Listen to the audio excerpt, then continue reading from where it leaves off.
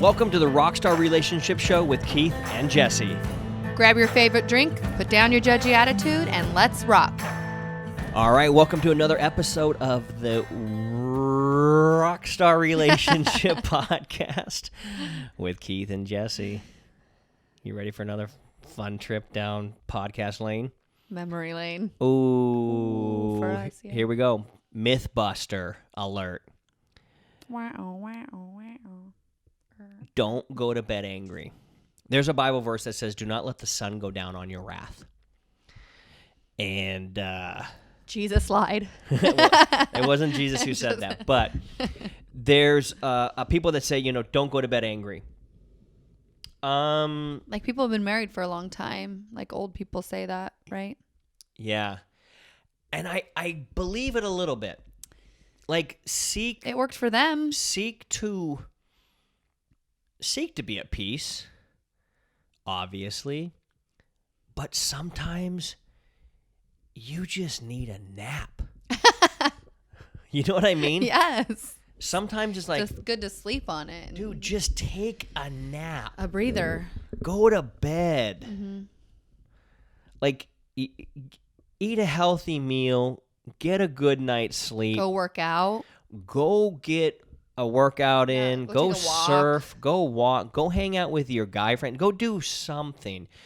I don't know that I've ever said anything that bright in the heat of the moment.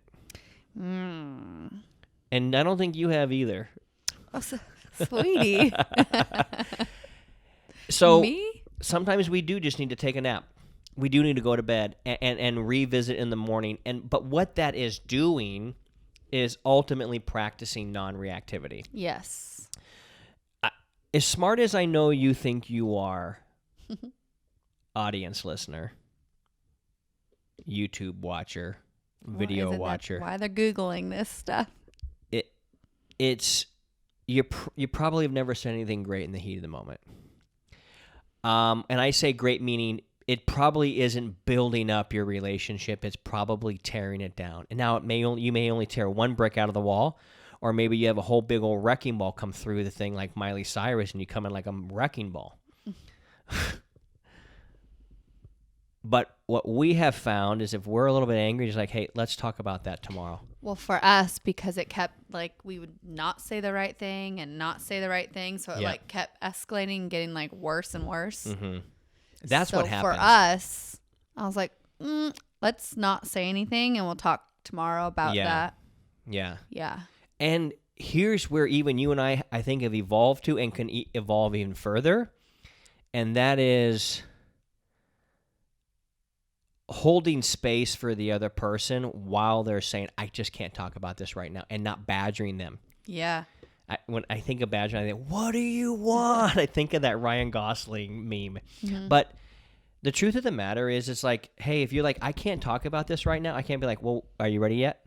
Are you ready to talk about it now? Or, well, why not? Well, all I said was this, and you just, like, wouldn't stop. Yeah. Rather than just say, okay, right. Cool, you need some time on that one? Or no problem. Now, here's what okay. typically happens. Here's the progression of becoming good at non-reactivity. The progression is we get in a fight, we have a knockdown, drag-out fight, we yell at each other, say a bunch of stupid shit, and next thing you know, we cause wounds. Mm-hmm.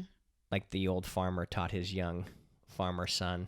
He said, every time you get angry, go nail a nail in the wood post. Oh, yeah. And then he said, okay, now go take them all out. And he said, yeah, you can say bad things and you can apologize and take it back, but look at you, still left a hole in the wood post. Mm-hmm. So the shit you say does affect. Sticks and stones may break my bones, but words will never hurt me. No, dude, none of us are getting hit by sticks and stones. Nobody's getting hit by sticks and stones. That's another myth. No, words do hurt. Mm-hmm. You know what I mean? But here's the thing. The progression is you go crazy, you go ballistic, and you have a big fight. Then you have to, like, make up. And some people like make-up sex, but why? I'm usually still angry. Yeah. The next progression is, okay, we'll talk about it later, but I'm going to badger you a little bit and maybe even make you feel bad for not being able to communicate what you really want to say right now. That's a progression. That's a good one. And that's me. Mm-hmm. Not now, but that was me. That was you, Trevor. That was Trevor. A little Trevor-esque. Mm. The the next progression, and I think the height of the evolution of this quality or character trait is we're both pretty fired up right now, and that's a topic that we need to give it some thought. But let's not let it ruin our evening. That's good. Because, that was always a chief frustration for me with you, is if we did lock horns, it ruined the whole goddamn night. And maybe the next day Yeah. or two. And I'm not that way. Like, I want to just handle it and be like, you know what, I'm wrong, I'm sorry. Will you forgive me? And I want to forget it and move on. I'm that way. I'm very forgiving of people. I can pretty much just be like, I get it, and then move on. And I don't really hold a lot of grudges. I'm better at that now. You're not. You should not be good at that at all. No. You're better at it now. Yes. But real bliss and relationship, I think, can come from people being like, well, let me ask you this. Why do you think we hold on to it? Because nobody likes being mad at their partner, especially if they're in the same house and they've got like a plan. They're going to go do something. Yeah, and then it ruins the Just whole like, time. God damn it. Well, for me, it was, we would say more mean things. So it was hard to get over it. So it was hard to get over the extra things that we would say. Yeah. But this is why I've learned to pause, is because for me, when I'm upset and I'm so emotional, like I don't know what to say. And I just, I couldn't say anything because I'm just so mad, or you just anger me to the point of I'm just mad and saying mean things. I'm not even saying what I really want to say. Yeah. So then if I took a pause and I looked at it later, I'm like, what were we fighting about? Why did we get so mad? And I used to just get mad at the secondary things you would say more than even what happened. Yeah. So the best thing for us is to... For me to shut my mouth. Yeah. Because I think I'm super sharp. But then And you I would say am condescending things. Start cutting you up. Yeah, you would. Yeah. So now we don't even get like to that frustration. We just kind of like stop. Yeah. Let's think about what's really going on here and we'll talk about it later. And I've found, and I'm sure you have found this, if you pause and go, hold on, let me actually think through this from another person's perspective. Mm-hmm. There's a saying that you and I both love, and we're kind of decent at doing it. We're better than we used to be. I'm sure we'll get better as we continue to practice it, but seeking to understand and not be understood. Yes. There's a real power in that statement. And I'm wondering, okay, why does Jessie feel this? Like, what if I'm in her shoes? Garrett went bodyboarding with me 2 days ago, and he put on some fins that were a little bit too small, but he had never bodyboarded. He just surfs. And he's like, dude, I have such a different respect for how hard this really is. And I'm like, don't judge a man until you swam a mile in his fins. You know what I mean? But that's really true. Yeah. Like, I start to think, like, okay, let me put myself and try and insert myself into Jessie's life. You're not thinking about my business pressures. You're not thinking about my goals, my dreams, my aspirations per se. No, you're thinking about your pressures as a mom. You're thinking about your pressures as a wife. You're thinking about your pressures as a dog mom. You know what I mean? Like there's just you got a lot of shit going on. That's the worst right now. Yeah. We've got a puppy. Oof. The puppy loves me. The puppy wants to nip at everybody else, but what can you say? Men are dogs, women are cats. That's true. I love that one. It is so true. Mm-hmm. So I think the better you get at non-reactivity, the better your relationship will be. Do you know why I believe that, though? Let me tell you on a real cellular level. Why? You're teaching yourself emotional stability. Oh, that's good. Which is the problem with people who are reactive. Control your goddamn emotions. Wow. You're not a frickin' 7-year-old who can't go to the slumber party. Right. It all has to do with emotional stability. Good leadership means emotional stability. Yeah. And when you react to everything, you're proving that you're not very emotionally stable. which is why I believe our relationship has gotten a lot better because I've become way more emotionally stable. And I've done that through the biochemistry, what I eat, how much I sleep, where I work out, who I hang out with. There's a lot of factors that have gone into me making sure that my blood sugar levels normal. Do you guys remember we're just a big sack of skin, and there's a bunch of chemicals in us, and that affects how we feel and think and all that. So that's the same. I like to work out every day. Yeah. It gets all my So it's emotional immaturity. Yeah. Reactive. I'm gonna make you know you're wrong. Oh, that's cool. Yeah. I bet for she what? can't wait to Where's that hop gonna in the get ya? sack with Yeah. you. Like, oh my God, that's so attractive. Yeah. Yeah. No, you're acting like an idiot and you're annoying, so stop it. It's emotional. It's that reactivity. And the wizard who we worked a lot with, he was Keith. You got it's non-reactivity, because you'll say stuff that I don't agree with. I don't like where you're coming from. Sometimes it's because I know I didn't show up the right way that I was supposed to, and I'm actually regretful that I've been caught acting stupid.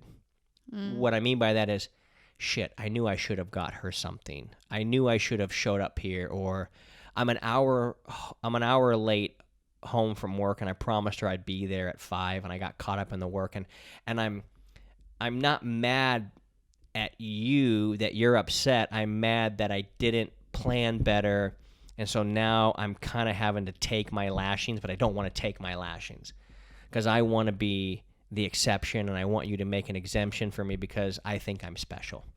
If I'm boiling down to the emotional DNA of all that. Then I felt like you would take it out at me sometimes. Yeah. As opposed to just be like, I promised you I'd be here at 5, and I didn't get home till 6, and I know that frustrates you, and I have a million reasons of why I think it was important for me to be there, but ultimately I broke my word with you, and I just want you to know I'm sorry. And then you've got to get shit off your chest because you're going to be on somewhere of an emotional maturity level at that day. Maybe you're PMSing and your emotional maturity might be really low just because you're like, fuck true. this fool. Yep. You know what I mean? Or you might have, you might be on a real thank you high. for saying sorry, and we'll just let it go. But I don't want to hear it. Right. But it's not fair for me to not let you be like, hey, man, you pissed me off, and I want to share with you why. Hey, I deserved it. And I should have the maturity to be like, dude, I'm really sorry. Now, that's where it gets. I want to be able to say sorry, and it be over. You don't always let that happen. I know now why. Yeah. Because why? I'll tell you why. Tell me but why. I want you to tell me why after I get it wrong. No, you want to be heard, and you want to make sure it doesn't happen again. You're triggered because you don't want me to slide into a Trevor habit. Absolutely. And I'll tell you one more. Yeah. So all those, yes. Okay. But also it depends on how have you been acting lately. Yeah. So you'll True. hear it more if that has happened in the past. Yeah. Or you've done other things that now I am super triggered on you turning into Trevor again. Yeah. So it just all depends. And if you have been so amazing and you're like, I'm sorry this call did run late and I obviously can't cut him off. Yeah. Well, then I'm like, okay, fine. Yeah. But if it happens again and again, then you're going to hear it. Well, because we went down a road where I developed some patterns that weren't healthy and you've been scarred by those, it makes perfect sense for you to, at the whiff of anything that's going that direction, you're like, smell Trevor. Nope. fee, fi, fo, fum. I smell Trevor and I don't want any of that. I don't want any of that. No. So I can see why there would be some PTSD there and just be like, whoa, hold on a second.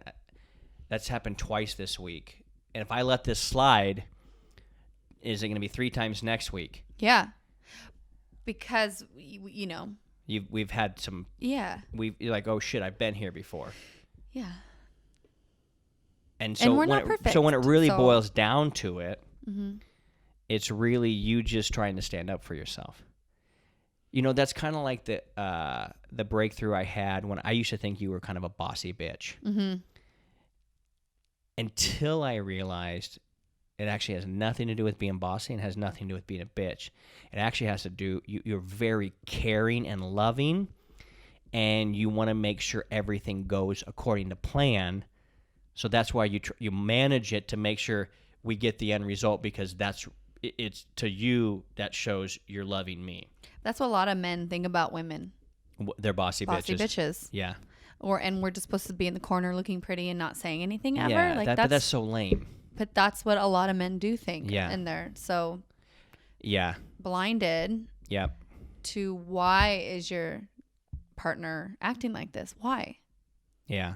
Seek to I'm understand. so glad we're doing this podcast. Because here's why. Every guy runs into this. Every gal runs into this. Oh, she's a bossy bitch. Oh, he's an arrogant prick. Mm-hmm.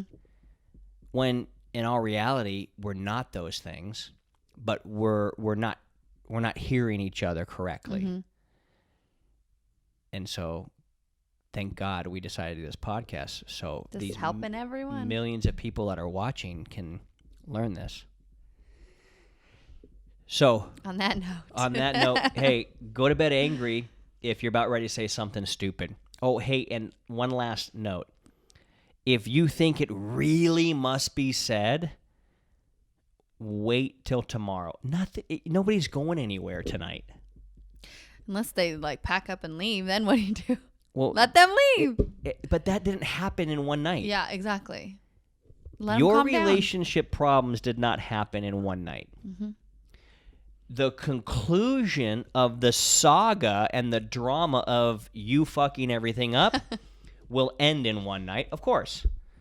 Which also means you can build it back up, but it won't be overnight. Mm-mm. And I'm still reaping the benefits here 3.5 years later, as I evidenced on Valentine's Day. There was magic. This Valentine's Day was magic. It really was. And we partied so hard. It's funny because we didn't do an extravagant thing like we've done. I mean, it was fun. It was. But I love. But I want you guys to. I don't want to miss this. For 3.5 years, I've been showing up with everything I have to be a great partner. So even if Jesse decided, fuck this guy, I'm out of here,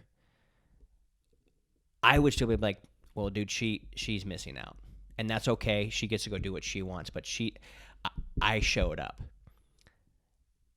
But even this Valentine's Day, which was just last Friday, there was things you said and ways you acted that I haven't seen since we first started dating 8 years ago. Yeah, a long time ago. And I don't even know if you even know I noticed it or if you even know what I'm talking about. Probably fun and more loose and Yeah. Yeah. But that's because I've been putting in the work. Mm-hmm. It's kind of like when the guy lands the big joint venture and he's like, dude, you made $600,000 in a weekend? It's like, yeah, dude, I've been at this game for 7 years, and the only reason that guy messed with me is because I've been in this game so long. You know what I mean? It's like it doesn't happen overnight. There's a big buildup. So I say that to encourage you guys that you keep doing the right thing, because the right thing is the right thing to do all the time. And if your lady doesn't reciprocate right away, keep going. Mm-hmm. And if it still doesn't end up working out, you now are better prepared and probably are a higher vibration level human being that's going to attract somebody that's on your level, and you're going to have a great life. And I know going through breakups suck. Oh, God, they hurt like a son of a gun. Yeah, it's crazy. But it's pain that is our greatest teacher. So go to bed angry. Any closing comments? Nope, said it all. All right. Peace. Congratulations on consuming another episode. If you loved it, then leave a review. If you know somebody else will love it, share the episode with them. And if you want our help or you want more resources, go to keithandjesse.com. keithandjesse.com. Jesse is spelled Jesse, like a boy.com. Go out and absolutely crush it. Have a great day. Go out and do what you got to do to make your relationship rock.